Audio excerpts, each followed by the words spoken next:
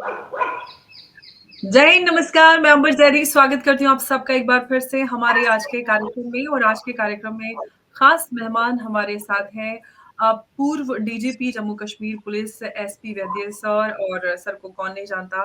बहुत बहुत स्वागत है आपका सर। जय हिंद, नमस्कार नमस्कार। नमस्कार अंबर जी जी। सर, एक बार फिर से दिल्ली में बहुत अरसे बाद इस तरह की घटना, इनफैक्ट भारत में पुलवामा के बाद लोगों को पुलवामा का ही अभी सदमे से बाहर लोग नहीं निकले थे, और दिल्ली में इतना बड़ा ये हादसा हो जाता है अचानक से। और एक टेरर मॉड्यूल जो नए तरह का है, और हम ये कहें सर मल्टीपल फ्रंट पर अलग-अलग पैटर्न्स के, हमें चाहे साइबर है या फिर हम बायोकेमिकल, कई सारी चीज़ें यहाँ पर सामने नज़र आ रही है। तो समझ में ही आ रहा है कि एक एसिमेट्रिकल वॉरफेयर यहाँ पर हमें देखने के लिए मिल रहा है। और सबसे चौंकाने वाली बात ये है कि पढ़े लिखे एमबीबीएस एमएस डॉक्टर इसमें शामिल हैं, महिलाएं भी। डॉक्टर शाहीना सईद जो यूपी सहारनपुर से पकड़ी गई हैं, वो एमएस है।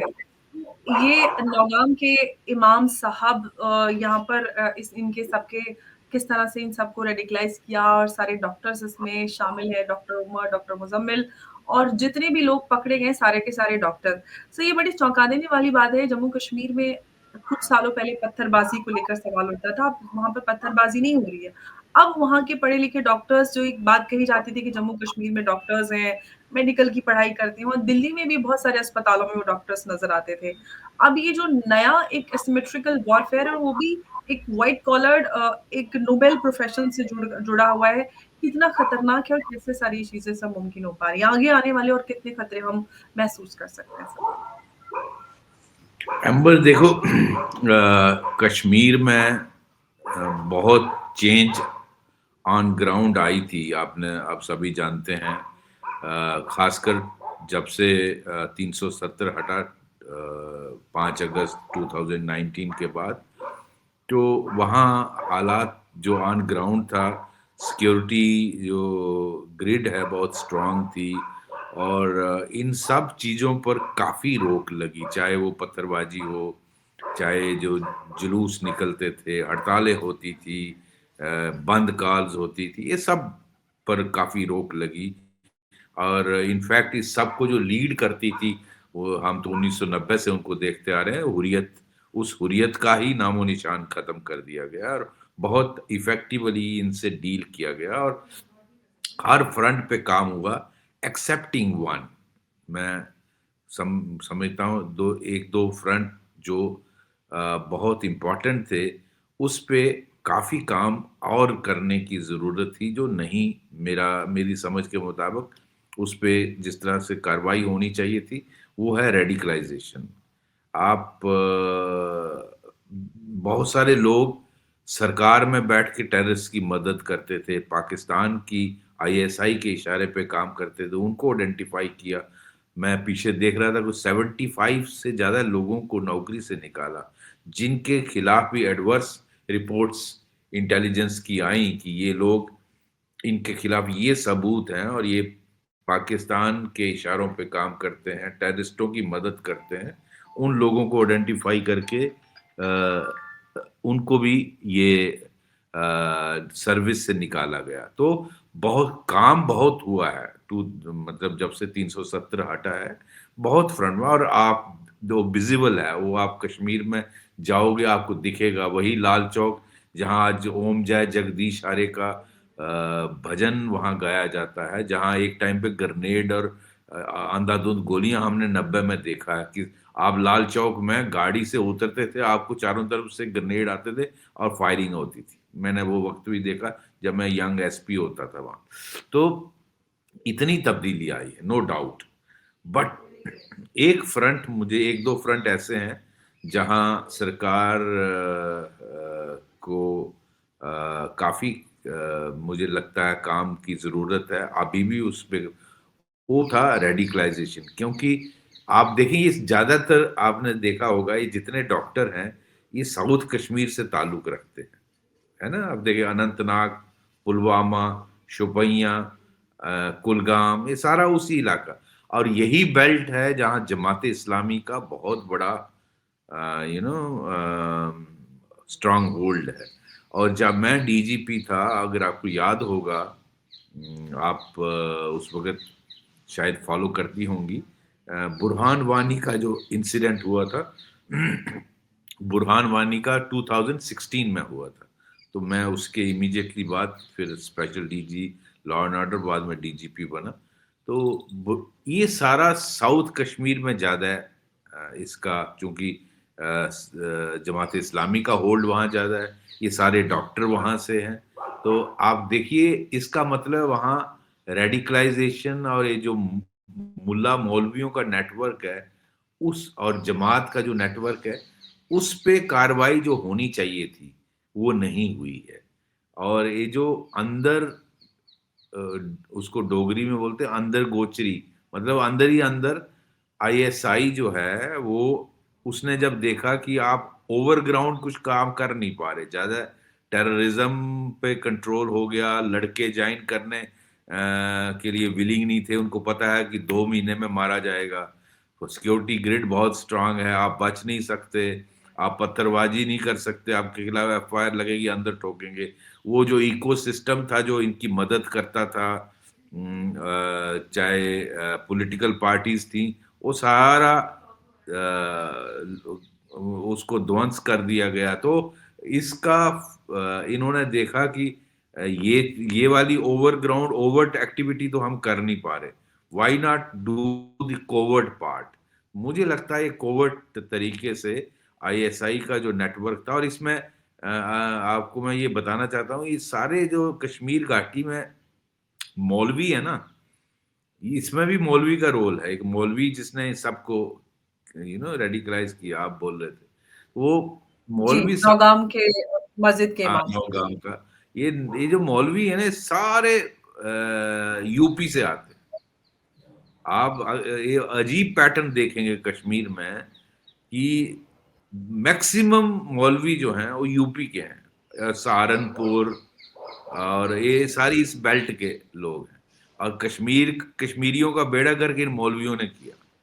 ये यूपी वाले जो मौलवी है ना, ये रेडिकलाइज्ड, ये कट्टरपंथी हैं, और यही इन लोगों को इस रास्ते में। अब आप देखो, एक डॉक्टर कश्मीर में जो यंग लड़के लड़कियां हैं, उनका अल्टीमेट ड्रीम क्या होता है? अगर आप 10 बच्चे बच्चियों को पूछोगे ना, हम में से जिन्होंने कश्मीर में काम किया है, वो ये जानते हैं कि बच्चों का वहां अल्टीमेट ड्रीम होता है कि मुझे डॉक्टर बनना।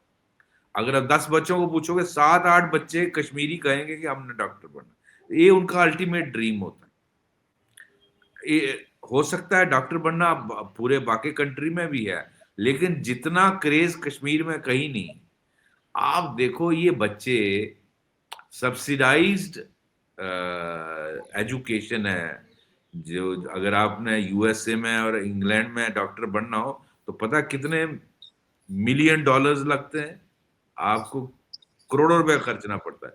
इंडिया में इतनी सब्सिडाइज एजुकेशन है, और ये अपना ड्रीम पूरा करते हैं, और इनके पास जॉब है। आप देखो, मतलब ये असिस्टेंट प्रोफेसर था ये मुजम्मिल वहाँ, ये जो दूसरा वाला जिसने सुइसाइड बॉम्बर बना, ये भी वहाँ उमर।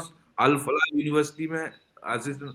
आप अपना ड्रीम पूरा कर लिए, आप पोस्ट ग्रेजुएशन डॉक्टर, ये लेडी भी पोस्ट आप कह रहे हो एमएस थी, तो ये एमएससी सारे जी।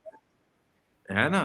तो आप देखिए, इतने हाईली क्वालिफाइड, और डॉक्टर एक साइंटिस्ट ही होता है, और आप रैशनल माइंड इनफैक्ट आप। सर वो जो डॉक्टर शाहीना है, उनके भाई भी डॉक्टर हैं, उन्होंने भी यूनिवर्सिटी जिसमें वो काम करते थे उससे एक ही दिन पहले जब डॉक्टर मुजम्मिल को पकड़ा गया, तो उन्होंने नौकरी से इस्तीफा दिया ईमेल्स के थ्रू, और कहा कि मेरी कहीं और दूसरी यूनिवर्सिटी में जॉब लग गई, और वो भाग गए शायद इस डर से कि वो अब पकड़े जाने वाले हैं। जी, तो आप देखिए, इस किस्म के लोगों को रेडिकलाइज करना, आप ये दिखाता है कि कितना जबरदस्त रेडिकलाइजेशन प्रोग्राम है। कि एक डॉक्टर साइंटिस्ट होता है, अच्छा पढ़ा लिखा है, पोस्ट ग्रेजुएशन है, और एमडी एमएस किया हुआ है, और उसका इंटेलिजेंट है, रैशनल माइंड है, अच्छा बुरा सोच सकता है, उसको इस हद तक रेडिकलाइज कर देना कि वो अपने देशवासियों को मारने के लिए तैयार हो जाए, अपने देश के खिलाफ काम करने के लिए तैयार हो जाए, और यहाँ तक कि अपने आप को उड़ाने के लिए सुसाइड बॉम्बर बनने के लिए तैयार। मतलब आप इमेजिन करो किस किस्म की रेडिकलाइजेशन ये मौलवी नौगाम वाला है या जो भी है इसके थ्रू हो रही है। क्या पता इंटरनेट का भी इस्तेमाल किया गया हो, क्या पता सर, डार्क इसमें वेब का रिपोर्ट्स इस्तेमाल। ये आ रही है कि चाइनीज डिवाइसेस का इस्तेमाल हुआ है, जो इनक्रिप्टेड डिवाइसेस हैं, जिसके थ्रू या कम्युनिकेशन हो रहा था बॉर्डर पार। सर, मैं आपसे एक चीज और समझना चाहती हूँ। कश्मीर में हमने पत्थरबाजी देखी है, वो पैटर्न, जैसे कि आप सर, हम सब जानते हैं, और आपने तो ऑफ कोर्स वहाँ पे काम किया ऑन ग्राउंड, सारी चीजें आपको पता है। सरकार ने इस सारी चीज को बदला ताकि युवा इस सारी चीज में ना जाएं। जो डॉक्टर्स कश्मीर से निकल रहे थे, और एक जो हम बड़े प्राउडली ये बात कहते थे, कश्मीर में आज डॉक्टर्स हैं, कश्मीर में इंफ्रास्ट्रक्चर डेवलपमेंट है, एजुकेशन है, कॉलेजेस, और जो सारी चीजें हम बता रहे थे, क्या ये एक और नया पैटर्न बनाकर उन सारी चीजों को रोकने की साजिश है? क्या उन पढ़े लिखे लोगों को भी रेडिकलाइज किया जाए, और जो डॉक्टर्स हैं उनको भी रेडिकलाइज किया जाए, ताकि कश्मीर की जो ये जो डेवलपमेंट है, और जो मेन स्ट्रीम से कश्मीर जुड़ रहा है, उसको पीछे लाया जा सके? यस, ये बड़ा इम्पोर्टेंट पॉइंट है यहाँ पर। लगता है कि ये उसी तरफ कोशिश है कि कश्मीर में जो नॉर्मलाइजेशन की तरफ जा रहा है, डेवलपमेंट जो हो रही है, जो पाकिस्तान ऑक्युपाइड कश्मीर में नहीं है, और इंटरनेट की वजह से वहाँ के लोग देख रहे हैं कि आपने उनको पाकिस्तान ने क्या दिया। इसीलिए वहाँ डिमांड होती है कि हमें भी मोदी जी जैसा प्राइम मिनिस्टर चाहिए, हमें भारत के साथ मिलना है, क्योंकि वो देखते हैं कि हमें इन्होंने सिर्फ वायदे किए, दिया कुछ नहीं। और यहाँ वहाँ एक इंटरनेशनल एयरपोर्ट नहीं है, यहाँ तीन तीन एयरपोर्ट्स। वहाँ एक मेडिकल कॉलेज नहीं है, यहाँ एक दर्जन मेडिकल कॉलेज है। यहाँ आईआईटी, आईआईएम, दो एम्स, वहाँ क्या है? तो आप यहाँ रेलवे नेटवर्क, यहाँ टनल्स, यहाँ आप कंपेयर ही नहीं कर सकते। मतलब कोई कंपैरिजन ही नहीं है। अब इसको पाकिस्तान कैसे तो आप देखिए, जो अमेरिका से इनकरेजमेंट मिल रही है इस वक्त पाकिस्तान के आर्मी, जो फ्रॉड मार्शल आसिम मुनीर है, तो वो लंच हो रहा है व्हाइट डोनाल्ड हाउस में। ट्रंप। वो सोचता है कि मेरा कोई क्या बिगाड़ लेगा। इस वक्त अमेरिका मेरी पीठ पे हाथ है, डोनाल्ड ट्रंप का चाइना हमारे साथ है, तो बाकी कंट्री भी मेरे साथ है। मेरा ये मौका है, मैं भारत को लपेटूं। और उसकी अंदरूनी हालत आप जानते हो, मुझे बताने की जरूरत नहीं। जो हालत टीटीपी और बीएलए कर रहा है पाकिस्तान आर्मी की, उनका काफी एरिया तो उनके कंट्रोल में ही नहीं है। तो अल्टीमेटली कश्मीर में अगर कुछ नहीं करे, भारत में कुछ ना करे, तो उसका वहाँ जस्टिफिकेशन बहुत मुश्किल हो जाता है। तो इसलिए वो देख रहा पाकिस्तान में, एक आईएसआई में ये फीलिंग आ रही थी कि, या यहाँ हमारी गवर्नमेंट क्लेम भी वो करती थी कि 2014 के बाद कोई बड़ा हादसा भारत के अंदर, चाहे वो कैपिटल हो या भारत के बाकी शहर हो, नहीं हो पाया। और वो फैक्ट भी है कि जिस तरह से कांग्रेस के टाइम पे, मोदी जी के आने से पहले, हर शहर में आप आए दिन सुनते थे ट्रांजिस्टर बम हो गए, ट्रेन में बम फट गए, मेट्रो में बम फट गए, अक्षरधाम पे अटैक हो गया, जगह जगह ये होते थे, मुंबई में सीरियल ब्लास्ट होते थे। वो रुक गए जब से मोदी जी आए थे। तो एक डेस्परेशन थी उनके कि किस तरह से हम दोबारा इसको रिवाइव करें नेटवर्क को, और बहुत सारे मॉड्यूल बनाकर कश्मीर से उन लोगों को रेडिकलाइज किया जाए जिन पर जनरली शक नहीं जाता।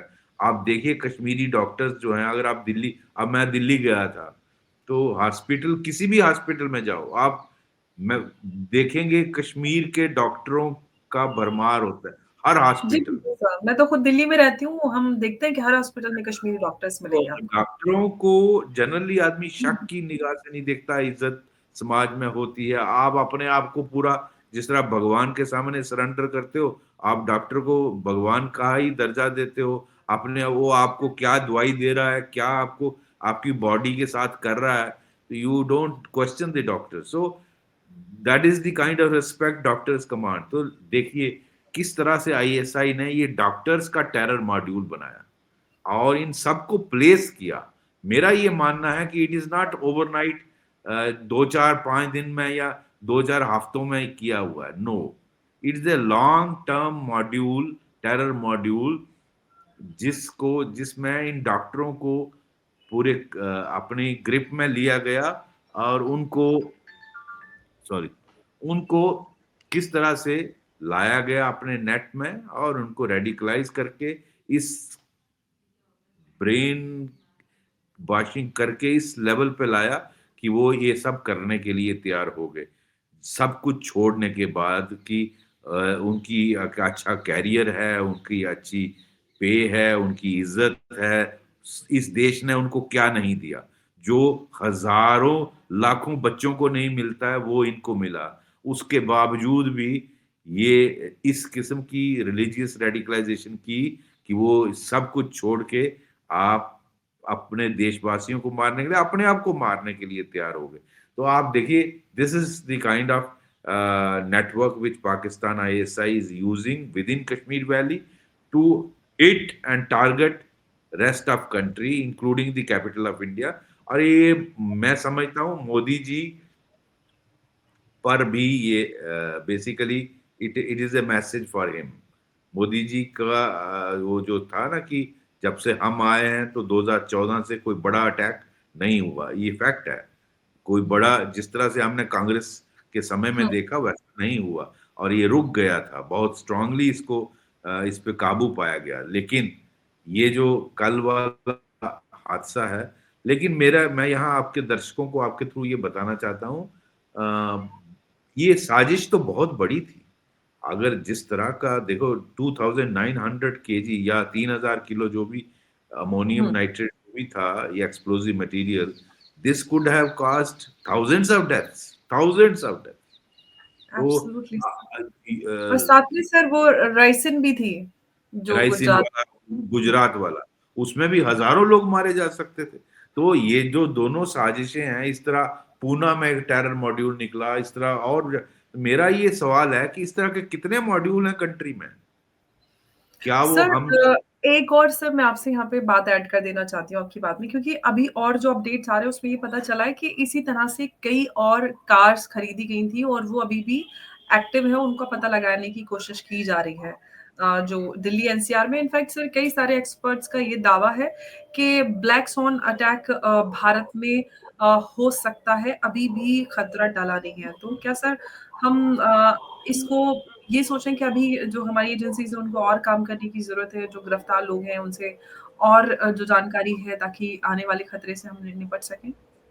जी, बिल्कुल। देखिए, इसमें मैं वही कह रहा था कि इस तरह के और कितने टेरर मॉड्यूल हैं कंट्री में, और ये जो सारे अभी हमने एक बहुत मेजर ट्रेजेडी अवर्ट की है, चाहे राइसिन को कैच करके गुजरात में, या ये जो एक्सप्लोजिव मटेरियल हुआ है। तो अगर जो गाड़ियां खरीदी जाती हैं उनको, आप अगर और भी ऐसे टेरर नेटवर्क हैं जिनके पास इस तरह का एक्सप्लोजिव मटेरियल पहुंचा है, या इवन एमुनिशन पहुंचा है, आर्म्स पहुंची हैं, AK-47 अगर लखनऊ में मिल सकती है, रिकवर हो सकती है, आपके फरीदाबाद में हो सकती है, तो ये कहीं भी पहुंची होगी। एक बार जम्मू का बॉर्डर क्रॉस किया तो फिर तो कहीं भी पहुंच सकती है। तो ये इस तरह के एक्सप्लोजिव का मिलना, इस तरह का हथियारों का मिलना, ये बहुत मैं समझता हूँ एक खतरे की घंटी है, जो हमारी पुलिस फोर्सेस को, इंटेलिजेंस एजेंसीज को बहुत अलर्ट रहने की जरूरत है। मैं तो कहूँगा हर शहरी को, और जहां भी आपको शक लगता है कि कोई शक वाला आदमी, कोई लेट्स से कश्मीरी स्पीकिंग है, अगर कोई आपके नेबरहुड में रहता है और लगता है आपको कि शक है, या पाकिस्तानी कोई है, आउटसाइडर है जो आपके इलाके का नहीं है, तो आपको खतरे की घंटी आपके दिमाग में खूंजनी, और इमीडिएटली लोकल पुलिस को या इंटेलिजेंस एजेंसीज को इन्फॉर्म करना चाहिए, क्योंकि ये आपको नहीं मालूम कहाँ किसको कहाँ मार सकता है। इवन कल परसों वाला जो इंसिडेंट है, एक व्यू पॉइंट ये भी था कि प्रेस कॉन्फ्रेंस जल्दबाजी में कर दी गई। आई, कई बार होता ना क्रेडिट लेने के लिए जल्द, तो वो नहीं होना चाहिए था। सारे जितने भी ये नेटवर्क से लिंक्ड लोग थे, पहले इनको काबू में लेना चाहिए था, इनसे रिकवरीज होनी चाहिए थी। और अगर इस डॉक्टर की डिटेल, जिसने ये गाड़ी को उड़ाया, अपने आप को भी उड़ाया लाल किले के डॉक्टर पास, उमर। डॉक्टर उमर, उमर क्या नाम था, उमर उमर शेख का क्या नाम था, और नहीं sir, doctor doctor Umar, Umar जा, क्या पूरा उमर नाम, सर, उमर रठार है, उमर हाँ रठार। उमर, हाँ उमर रट। तो ये जो डॉक्टर था, अगर इसकी फोटो उनके, मुझे नहीं मालूम उन इन्वेस्टिगेटर्स के पास थी कि नहीं थी, अगर थी तो ये फ्लैश होनी चाहिए थी, गाड़ी का नंबर अगर मालूम था फ्लैश होना चाहिए था, इसका टेलीफोन नंबर अगर उनके पास था उसको मॉनिटरिंग पे डालना चाहिए था, हो सकता आप इस ट्रेजेडी को भी अवॉइड कर सकते थे। तो आई डोंट नो दी, ये जो इन्वेस्टिगेशन कर रहे हैं उनको इसका बेहतर मालूम होगा, अगर था तो क्यों नहीं ये अलर्ट, जो दिल्ली में नाके लगे हैं, पुलिस स्टेशन हैं, पुलिस पोस्ट हैं, क्योंकि फरीदाबाद में अगर रिकवरी हो रही है तो दिल्ली में तो अलर्ट करना है ना, सारे surrounding areas, UP, Delhi, Haryana, इन सब इलाकों को, आपका गाजियाबाद, आपका गुड़गांव, इन सबको अलर्ट करना जरूरी था। तो alert, I am sure they must have done it. इसका अगर फोटोग्राफ मालूम था, इसकी हुलिया अगर मालूम था, इसके पर्टिकुलर्स, वो डिटेल्स, सर डॉक्टर जो फिदाइन था, जो गाड़ी में था, उसकी फोटो सीसीटीवी से निकाली गई है। आई बिलीव उसके पहले वो फोटो नहीं थी। जी, तो कहीं अगर फोटो नहीं थी तो क्या उसका नंबर था, उसकी गाड़ी का नंबर था, ये आप फ्लैश कर सकते थे। I don't know the details part, because मुझे इन्वेस्टिगेशन में क्या हो रहा है I don't know the update, but press conference से पहले इन सबको कवर करना ज्यादा जरूरी था, ये मेरा मानना है। That is professional way of working. हो सकता आप इस ट्रेजेडी को अवॉइड कर सकते, ये मैं मानता हूँ। लेकिन सर दूसरा, अब मैं आपसे, जी प्लीज कंटिन्यू। दूसरा रेडिकलाइजेशन के लिए हमारी भारत की सरकार, हमारी स्टेट गवर्नमेंट्स, हमारी हमारी मैं आपसे पुलिस पूछने ही वाली फोर्सेस, थी आपके तो। पुलिस फोर्सेस क्या कर रही हैं, मेरा ये सवाल है। आप सर देखिए, मैं आपसे यही आपसे थोड़ा-सा मैं आपको सवाल जोड़ देती हूँ so that you can explain it better. Radicalisation को लेकर साउथ कश्मीर का सर जो आपने स्टार्टिंग में ही मेंशन किया, हम सब जानते हैं कि पूरे जम्मू एंड कश्मीर को अलग कर दें और एक साउथ कश्मीर को हम अलग निकालें, तो वहाँ पर रेडिकलाइज़ेशन बहुत ज़्यादा है और वहीं से ज़्यादा टेररिस्ट और इस तरह की जो आउटफिट्स हैं, वहाँ पर एक्टिवेट ज़्यादा होती हैं और इन्फिल्ट्रेशन भी वहीं पे ज़्यादा होता है। तो सर ऐसे में कश्मीर और साथ में यहाँ पर हमें यूपी की डॉक्टर समीना और उनके भाई भी नज़र आते हैं और उनके परिवार वाले, उनके पिता बिल्कुल एकदम चौकन्ने हैं, उनको यकीन ही नहीं हो रहा कि उनकी बेटी और उनका बेटा इस तरह के किसी चीज़ में इन्वॉल्व है। अब सवाल ये है कि सर ये जो पूरा रेडिकलाइज़ेशन को लेकर हम बहुत सारी चर्चाएँ, टीवी डिबेट सब करते हैं कि आखिर डी-रेडिकलाइज़ेशन कैसे हो? इनफैक्ट ओवैसी भी कहते हैं कि सरकार को डी-रेडिकलाइज़ेशन के लिए एक बॉडी बनानी चाहिए। सर क्या डेवलपमेंट कर देना काफ़ी है या एजुकेशन उनको दे देना क्योंकि वो भी नाकाफ़ी लग रहा है? क्या तोड़ या फिर क्या इसका उपाय हम समझें कि डी-रेडिकलाइज़ेशन हो सके और मेन स्ट्रीम में ऐसे लाएँ ताकि सबका एक दूसरे पर भरोसा वापस आए? देखिए अंबर, ऐसा है कि अ, अगर आप देखें बहुत सारे कंट्रीज आज कन्फ्रंटेड हैं रेडिकलाइजेशन से, पूरा यूरोप, अमेरिका, और अगर आप देखें कुछ कंट्रीज ने रेडिकलाइजेशन को काउंटर करने के लिए बहुत सारे कदम उठाए हैं। मैं कहता हूँ ओरिजिनल अगर आप कुछ नहीं करना चाहते, एटलीस्ट नकल तो मार सकते हो। आप डच को देखिए, डच कंट्री है, किस तरह से वो एफर्ट कर रहे हैं। आप देखिए इवन फ्रांस और जर्मनी में इस तरफ कोशिशें की जा रही हैं।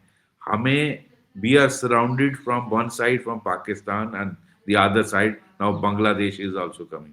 तो हम क्या कदम उठा रहे हैं, चाहे यूनियन गवर्नमेंट हो, स्टेट गवर्नमेंट्स हो, पुलिस फोर्सेस हो, कि हम इस किस्म की जो हमारे यूथ की रेडिकलाइजेशन, 25-20 करोड़ तो मुस्लिम है कंट्री में, है ना, 20 करोड़, उसमें से कितने परसेंट यंग बच्चे होंगे जो 30 से नीचे नीचे होंगे, आप लगाइए उनका, तो करोड़ों में ही जाता है।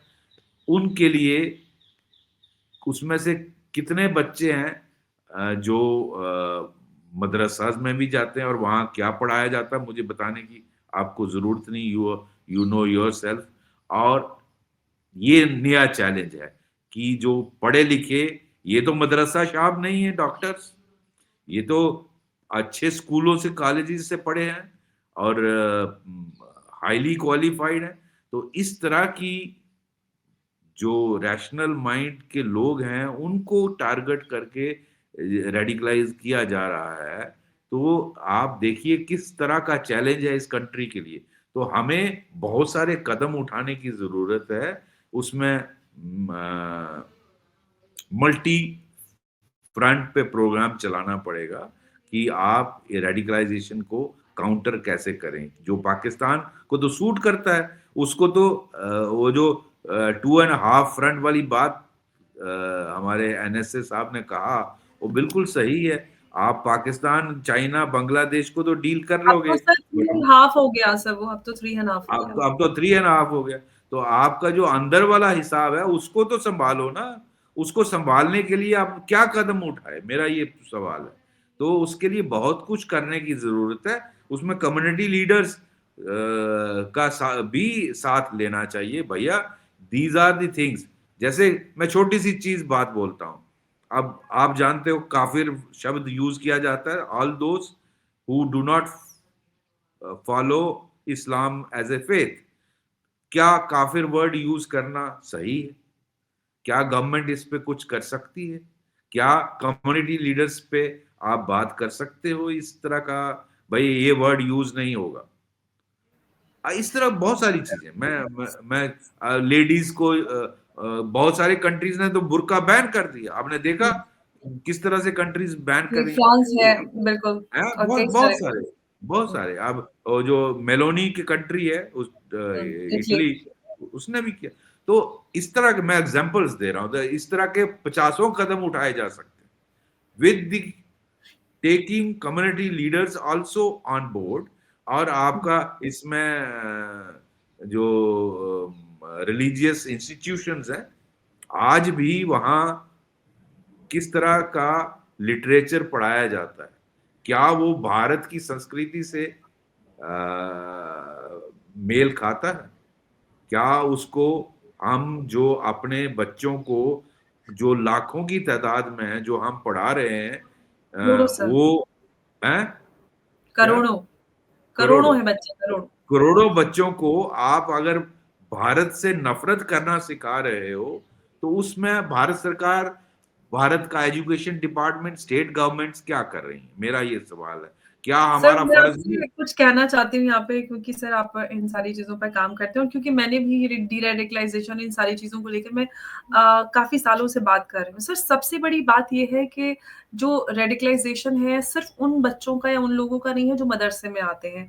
क्योंकि हम सहारनपुर की बात करते हैं या फिर जो देवबंद से जैसे जो देवबंद। इंस्टीट्यूशंस हैं, वो सर सभी लोग जो उनको फॉलो करते हैं, उनकी वेबसाइट पे सर जो फ़तवे निकलते हैं, वो ओपनली जिस तरह के फ़तवे और जिस तरह के ओपिनियंस देते हैं about people, about country and everything, और जो वो सिलेबस में पढ़ा रहे हैं, मुझे लगता है कि वो सारी चीज़ें बदलने की ज़रूरत है। आपको कहीं न कहीं Absolutely. उन इंस्टीट्यूशन में जो पढ़ाया जाता है, जो ओपिनियंस दिए जा रहे हैं, उसके लिए सरकार को एक बड़ी पॉलिटिकल विल के साथ इन सारी चीज़ों को कंट्रोल करना होगा, ना कि सिर्फ़ आप मॉडर्नाइज़ेशन ऑफ मदरसा के नाम पे सर्वे करा लें और उसके आगे बस, ये काफ़ी नहीं है sir. Ambar, I completely agree with you. Deoband हो, आपका सहारनपुर हो, इन सब इंस्टीट्यूशंस को आपको कंट्रोल करना पड़ेगा। आप पॉलिटिकली करेक्ट हमेशा नहीं रह सकते। You are being only politically correct. और सब और एक भी पार्टी, मैं किस पार्टी को ब्लेम करूं? सभी को। और क्या सुप्रीम कोर्ट इसमें नहीं आ सकती? हाँ, छोटे छोटे मसलों में तो सुप्रीम कोर्ट आती है। तो आप वो दम भी नहीं ले करते? लेती है, यहाँ तो नहीं लेंगे सर। यहाँ आप तो हिम्मत नहीं करते हैं कि बड़े बड़े चीफ जस्टिस साहब यहाँ यहाँ दिखाए ना हिम्मत कि मेरी कॉन्स्टिट्यूशन के साथ। इधर से आप बोलते हो we are protectors of constitution, तो आपकी कॉन्स्टिट्यूशन क्या कहती है और देवबंद क्या कहता है? उस पे आप में सर हिम्मत नहीं है? उनकी कॉन्स्टिट्यूशन तो खुद वही फॉलो करने पे लग जाती है, जब कोई केस आता है वहाँ पे उनको क्या? ये लगता है कि भाई शरिया प्रिवेल हो या फिर कॉन्स्टिट्यूशन प्रिवेल हो, तो वो तो तो खुद कंफ्यूज हो जाते हैं उनके सामने। वो लोगों को लगता है कि शरिया कोर्ट चलती है इस कंट्री में। तो उस वक्त सुप्रीम कोर्ट जज साहबान को नहीं दिखता हाई कोर्ट के जजेस को नहीं दिखता। और हमारी जो पार्लियामेंट है, चलो पॉलिटिशियंस को हम गालियां देते हैं, लेकिन पॉलिटिशियंस आल्सो, मेरा ये मानना है, किसी ने हिम्मत करनी है और ये सच को सच बोलना। योगी जी ने बोला ना, योगी जी ने बोला है, ये पॉलिटिकल इस्लाम कब्जा करने वाली बात है, इसको, इससे लड़ाई करनी पड़ेगी। It is not question of religion, it is a, जो पूरी दुनिया में हो रहा है, it is not question of religion, it is basically political Islam trying to take over the rest of the world. चाहे वो यूएस में जो हो रहा है या यूरोप में हो रहा है, it is political Islam. And political Islam से आपको जूझना है। You cannot be always politically politically correct. Correct. तो आपको इसका इसको काउंटर करना है। तो आपको जो लीडर्स हैं, रिलीजियस लीडर्स हैं, चाहे देवबंद हो, चाहे दूसरा वाला हो, इन सब से मिलके इनके ये जो ये क्या क्या कदम उठाने हैं, जो हमारी वैल्यू सिस्टम, जो हमारी संस्कृति है, उससे जो मतलब क्लैश नहीं करते हैं, कॉन्स्टिट्यूशन से क्लैश नहीं करते हैं, उनको ही अलाउ करना है। और बाकी चीजों को चाइना ने नहीं किया, किया ना चाइना ने सर हिम्मत चाइना ने रखी। जो एक्सट्रीम चीजें कदम उठाए उसके खिलाफ किसी ने नहीं बोला। एटलीस्ट हम इतना तो कर सकते हैं कि वहां पर कम से कम देश के खिलाफ हिंसा और इंसानियत के खिलाफ नफरत ना सिखाई जाए, इतना तो यस, बेसिक हो ही सकता है। एब्सोल्युटली, बाकी आप बहुत बड़ा कुछ ना एब्सोल्युटली। करें। ये सारी चीजें करने की जरूरत है Amar. And I think it is time that politically correct होना बंद करें, and every political party must का, और ये अपीजमेंट वाला सिस्टम बंद होना चाहिए। सच को सच बोलने की हिम्मत होनी चाहिए। एंड एवरी जी। Political party should come out कि मेरा देश पहले है, मेरे देश के खिलाफ जो बोलेगा उसको टॉलरेट नहीं किया जाएगा, then he is most welcome to leave. तो यहाँ हमारा हमारा भारत का जो संस्कृति है, भारत की जो वैल्यू सिस्टम है, भारत का जो कॉन्स्टिट्यूशन है, इधर से आप कॉन्स्टिट्यूशन सिर्फ दिखाते हो कब्जा करने के लिए, सिर्फ अपना फायदा के लिए, अल तकिया के लिए। तो कॉन्स्टिट्यूशन सिर्फ इसके लिए नहीं है, कॉन्स्टिट्यूशन फिर उसको, वो उसको फॉलो करिए पूरी तरह से। तो ये सारा मेरा समझ, मेरा ये मानना है कि सभी पॉलिटिकल पार्टियों की जिम्मेदारी बनती है, सुप्रीम कोर्ट और हाई कोर्ट की जिम्मेदारी बनती है। वो खुद ही शरिया लगाना शुरू कर देते हैं, तो उनको अंदर झांक के कि उन्होंने किस कॉन्स्टिट्यूशन की कसम खाई है। ओथ जब लेते हैं जज साहब, ओथ जब लेते हैं सारे मिनिस्टर्स और पार्लियामेंटेरियंस, तो उनको ध्यान रखना चाहिए कि उन्होंने ओथ किसकी ली है। जी बिल्कुल सर। बिल्कुल सर, और ये सारी चीज़ें बहुत ज़रूरी हैं और हम उम्मीद करते हैं कि कभी इस देश की राजनीति पॉलिटिकल वोट बैंक से ऊपर उठकर देश के भविष्य और सुरक्षा के बारे में सोचे, जहाँ पर तुष्टीकरण के नाम पर इस तरह से देश में हिंसा और नफ़रत को बढ़ावा ना दिया जाए। और उम्मीद करते हैं कि एक दिन इस तरह की पॉलिटिकल विल नज़र आए, जहाँ पर रेडिकलाइज़ेशन को कंट्रोल करने के लिए सरकार बड़े कदम उठाए, क्योंकि खमियाज़ा जो है वो आम इंसान को भुगतना पड़ता है। क्योंकि दिल्ली ब्लास्ट में भी कितने ही परिवार उजड़े हैं, कितने ही जवान व्यक्ति उसमें गए हैं और अभी तक बहुत सारे परिवारों को पता भी नहीं, कितने सारे लोग ढूँढ रहे हैं अपनों को और अभी तक खबर नहीं है कि कौन-सी जो बॉडी किसकी है, जाँच की जा रही है। बहुत भयावह दृश्य है। सर बहुत-बहुत आपका धन्यवाद हमारे साथ इस चर्चा में जुड़ने के लिए। नमस्कार, जय हिंद, जय भारत।